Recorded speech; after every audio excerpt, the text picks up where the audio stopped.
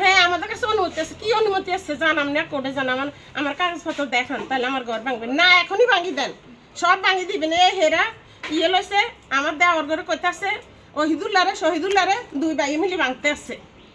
দুই ভাই আমার মেয়ে আমার নাতিনের হাতে মোবাইলটা ছিল এখানে, ওরা দুই ভাই যখন ভাঙতেছে তখন এই যে আমার নাতিনের হাত থেকে সেনাবাহিনীরা মোবাইলটা কাড়ে নিয়ে গেছে।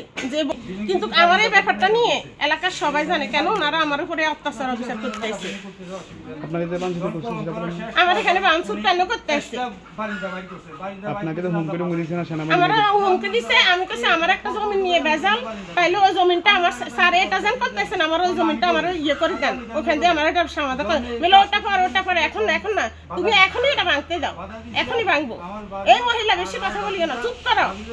মানে সেনাবাহিনীর যে সদস্য আসছিল, অফিসার আসছিল, উনি খুব অ্যাগ্রেসিভ। হ্যাঁ উনি